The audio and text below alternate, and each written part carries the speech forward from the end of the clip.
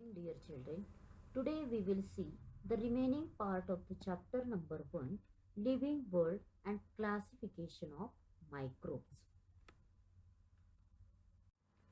In the first part of the chapter, we have seen, children, classification of living organisms. Now in today's second part, we are going to see classification of microbes. Let us see first of all, children, what is meant by microbes. So microbes are minute unicellular living organisms that are invisible to the naked eye. Minute means very small, unicellular means containing only one cell, and that are invisible to the naked eye means, children, can't see with our eyes. Means we have to see these microbes or microorganisms under a microscope. Children, these microorganisms are measured in micrometer and nanometer. Micrometer is denoted as μm and nanometer is denoted as nm. So with reference to the size of microbes or microorganisms, we can write 1 meter is equal to 10 raised to 6 micrometer, that is μm, and 1 meter is equal to 10 raised to 9 nanometer, that is nm. So in short, we can say that, children, 1 μm is equal to 10 raised to minus 6 meter and 1 nm is equal to 10 raised to minus 9 meter. I hope, children, it is very clear to you what is the meaning of μm and nm. Now let us see, children, chart for classification of microorganisms. Microorganisms can be classified into two types, children, that is prokaryotes and eukaryotes. As we have already learned that prokaryotes are the group of living organisms which do not contain nucleus or any other membrane bound cell organs, whereas eukaryotes are the group of living organisms which contain nucleus with bound cell organs. So prokaryotes contains only one microorganism, that is bacteria, and these eukaryotes contain three living organisms or three types of living microorganisms, that is protista, fungi and algae.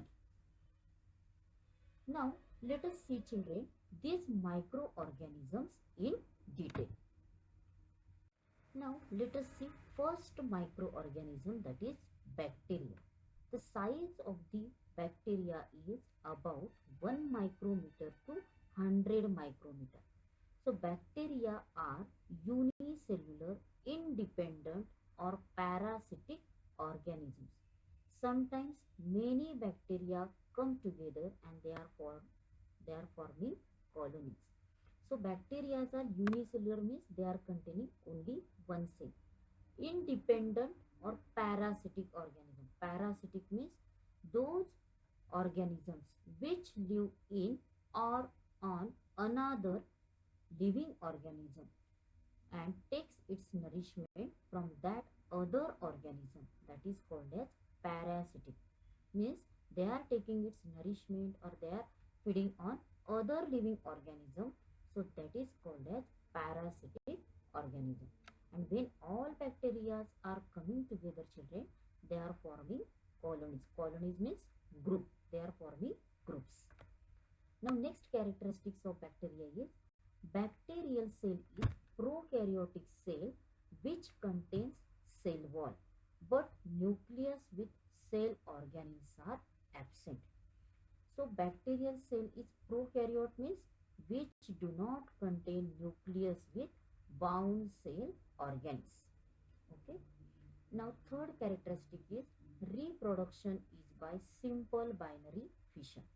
So in case of this bacteria, they are producing their young ones by process of reproduction, but that reproduction process is by simple binary fission.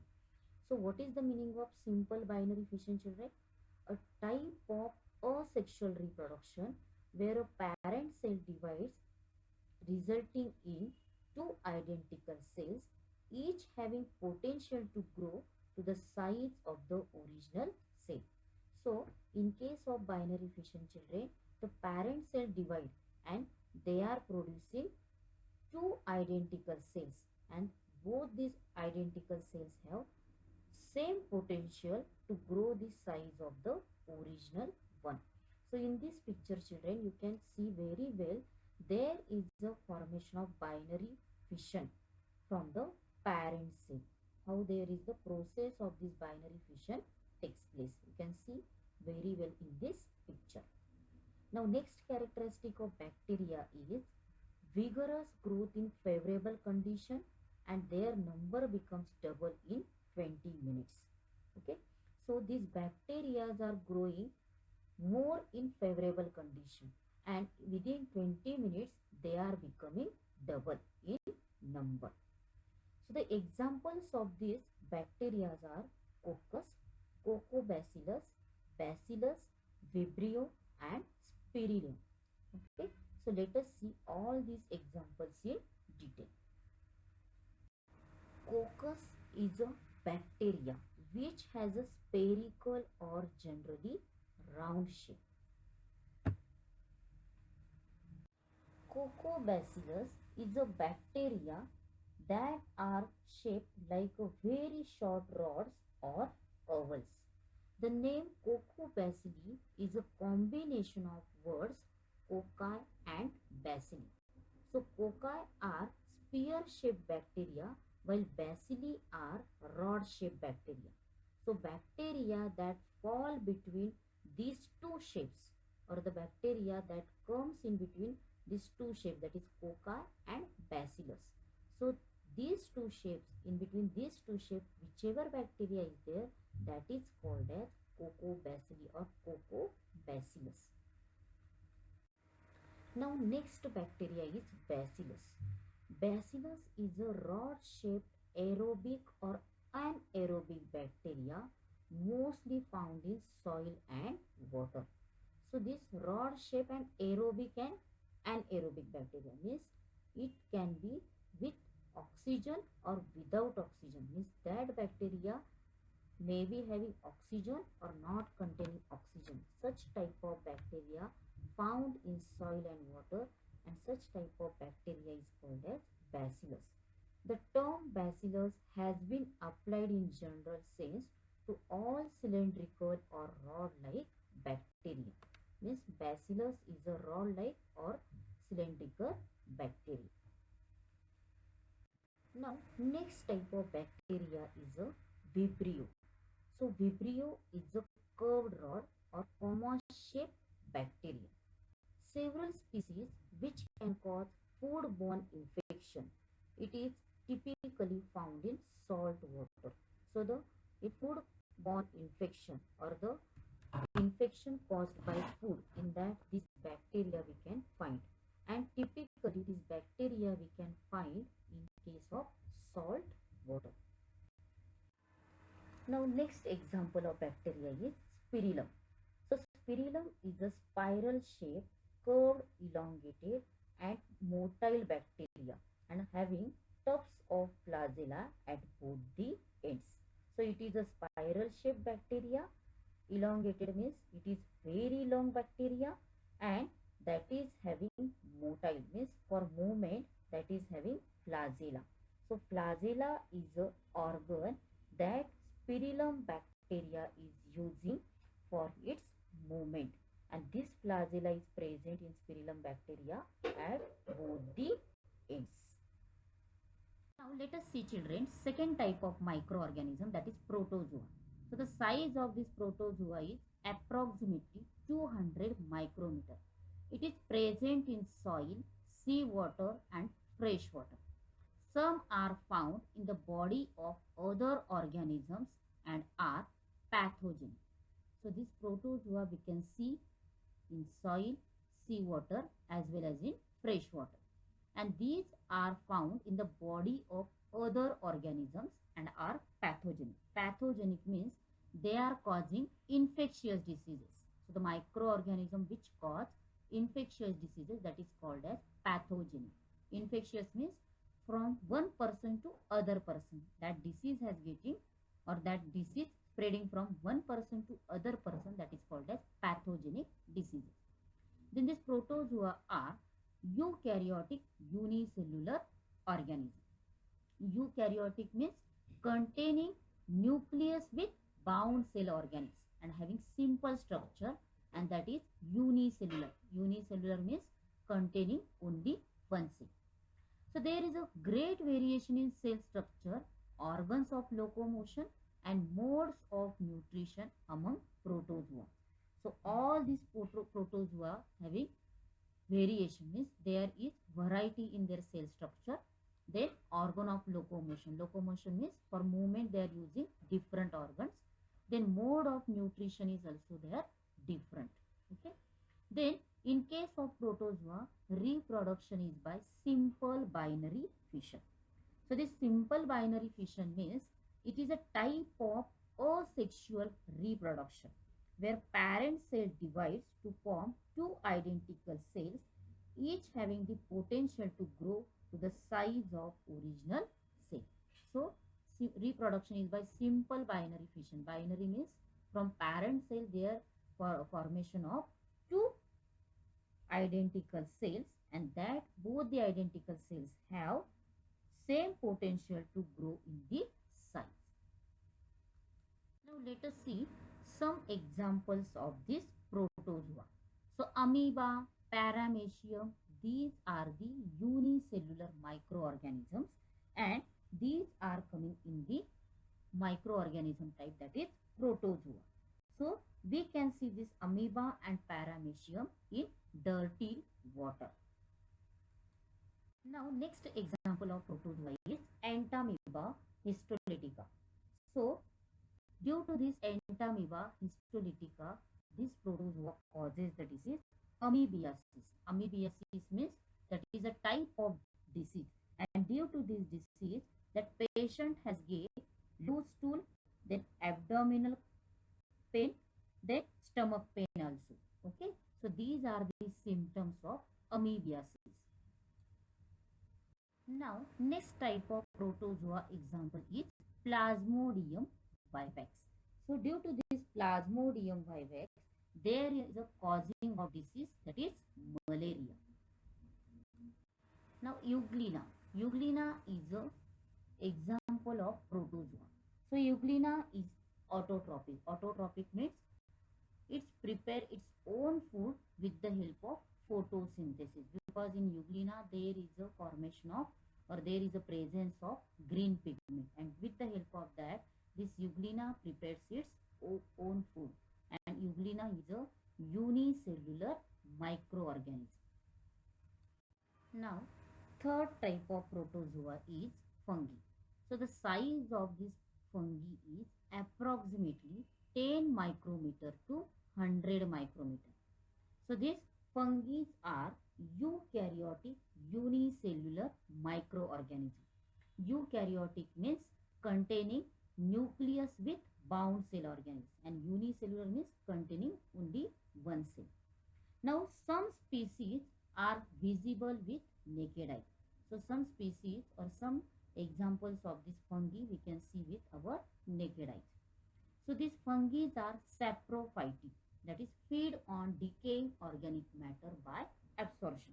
So saprophytic means the organism which mainly feeds on dead and decaying organic matter, that is called as saprophytic. Okay, so these are saprophytic because these fungi are feeding on dead and decaying organic matter by absorption. Now these fungi are found on dead and decaying organic matter. So we can see these fungi on the dead and decaying organic matter. Now sexual reproduction or asexual reproduction by binary fission or by budding. So we know children, binary fission means there is a formation of two identical cells from parent cell, but these two identical cells has same potential to grow in size with original cell. Now budding means this is a type of asexual reproduction, children, in which new organism develop from a bud. due to cell division at one particular site. So there is a formation of new organism from a bird due to cell division. So there is a process of cell division at one particular site. Let us see, children, examples of this fungi. So first example is baker's yeast. So baker's yeast is the common name for the strains of yeast, and that is we are commonly using this baker's yeast in bread and bakery products. Now next example of fungi is candida. Mushroom is another example of fungi. Now fourth type of microorganism is algae. So the size of this algae is approximately 10 micrometer to 100 micrometer. So they are aquatic, means these algae are living in water. Then these are eukaryotic, unicellular, autotrophic living organism. Eukaryotic means containing nucleus with bound cell organisms. Then these are unicellular, means containing only one cell. And autotrophic means those who are preparing their own food with the help of photosynthesis. So in this algae, this photosynthesis is carried out with the help of chloroplast, which is present in this algae cell. Very few species of algae are unicellular, but most of them are multicellular, and we can see this algae with our naked eye. So very few species of algae are unicellular, means containing only one cell, but most of them are multicellular, means containing more than one cell, and we can see with our naked eyes also. So examples of these algae are chlorella and chlamydomonas. Now fifth type of microorganism is viruses. The size of these viruses are approximately 10 micrometer to 100 micrometer. These organisms are borderline between living and non-living microorganisms. These are very small microorganisms, and we can see with the help of electron microscope only. These microorganisms are in the form of independent particles, and there is a long molecule of DNA or RNA covered by a protein coat. DNA means deoxyribonucleic acid, and it is a hereditary material found in living organisms. It contains the genetic instructions for the development and functioning of organisms. These instructions are passed from one generation to the next generation. And RNA is ribonucleic acid, and it is one of the major biological macromolecule. Macro means that is large but not small. Macromolecule that is essential for all forms of life. So RNA means ribonucleic acid, and it is essential for all forms of the life. Viruses survive only in living plant or animal cells and produce their own proteins with the help of host cell and create their numerous replica. So viruses are forming their new offsprings, okay, or their replica. So they destroy this host cell and become free.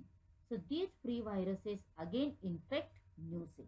So viruses are forming their replication. Replication means they are having capacity to develop from one organism to another organism. Means from one virus we are getting another virus. Then after that this virus is destroyed by the host cell, and then they become free, and again free viruses again infect the new cell. So there is a formation of virus from one virus to another virus through the help of DNA, means from one generation to another generation. And these viruses may cause diseases to plants as well as animals. Let us see few examples of viruses. Polio virus, influenza virus, HIV, AIDS virus. These are the viruses found in human. Next virus is picorna virus. This picorna virus is found mainly in cattle. So in plants also we can see some viruses, children, that is tomato wilt virus and tobacco mosaic virus. These viruses specially found in plants. Now next virus that is found in bacteria, that is called as bacteriophage. So this bacteriophage is a group of viruses that infect bacteria. Thank you children for watching the video and for your attention.